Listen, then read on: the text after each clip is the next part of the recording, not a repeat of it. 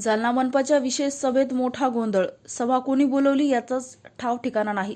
राजदंड, तासभर उशिरा, प्रशासनाच्या कारभारावर गंभीर प्रश्न. आज दिनांक 16 सोमवारी रोजी दुपारी 3 वाजता मिळालेल्या माहितीनुसार जालना शहर महानगरपालिकेच्या विशेष सभेत आज अभूतपूर्व गोंधळ चित्र पाहायला मिळाले.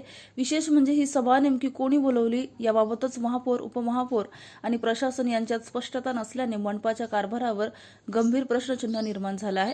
आज झालेल्या या विशेष सभेत एकूण 9 विषयांवर चर्चा करण्यात आली.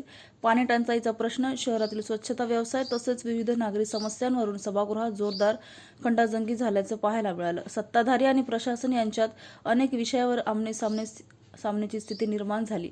मात्र या सभेतील सर्वात धक्कादायक बाब म्हणजे ही विशेष सभा नेमकी कोणी बोलावली याबाबतच स्पष्ट उत्तर कोणाकडे नव्हतं.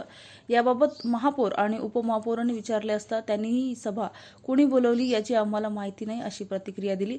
शहराच्या सर्वोच्च स्थानिक स्वराज्य संस्थेत अशी परिस्थिती निर्माण होणे हे अत्यंत गंभीर मानलं जात असून त्यामुळे मनपाच्या प्रशासकीय कार्यपद्धतीवर मोठे प्रश्न उपस्थित झाले आहेत. दरम्यान सभेच्या कामकाजाच्या सुरुवातीलाच आणखी एक मोठी निष्काळजीपणाची घटना घडली. सभागृहातील राजदंड महापौरांच्या हाती तब्बल 1 तास उशिरा देण्यात आला. राजदंडाशिवाय सभेचे औपचारिक कामकाज सुरू होऊ शकत नसतानाही तो वेळेवर उपलब्ध न झाल्याने सभागृहात संभ्रमाचे वातावरण निर्माण झाले. या प्रकारामुळे हा गंभीर निष्काळजीपणा नेमका कोणाचा?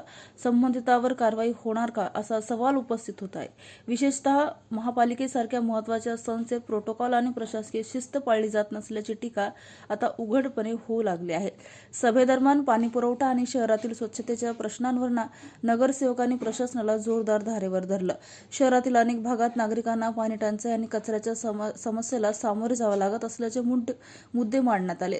यामुळे सभागृहात काही वेळ वातावरण तापलेलेही दिसून आले. दरम्यान या संपूर्ण गोंधळावर महापालिका प्रशासनाने अद्याप कोणतीही अधिकृत प्रतिक्रिया दिलेली नाही. त्यामुळे विशेष सभा कोणी बोलवली, राजदंड उशिरा का आला आणि या गोंधळाला जबाबदार नेमकं कोण याबाबत आता राजकीय वर्तुळात जोरदार चर्चा रंगली आहे.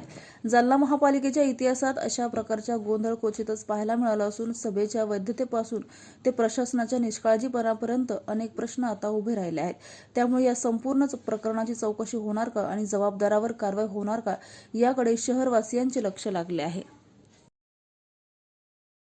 उपमहापौर साहेब, सभागृहाचं काम कर राजदंडाशिवाय चालूच होतं, पण राजदंड दिसला नाही किंवा उशिरा आला.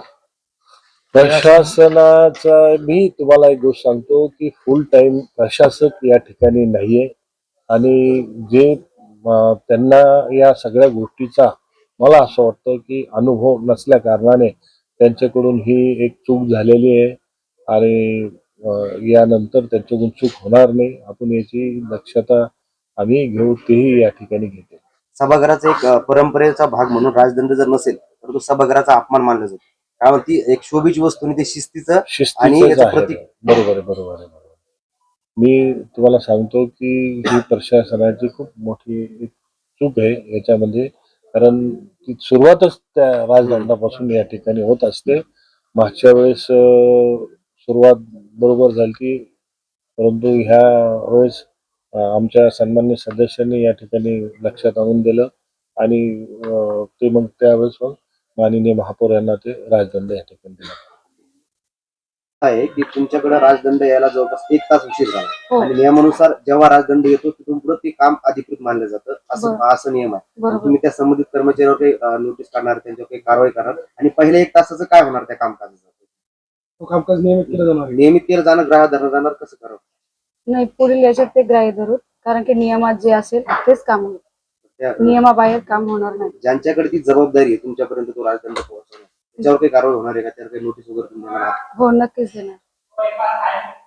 आज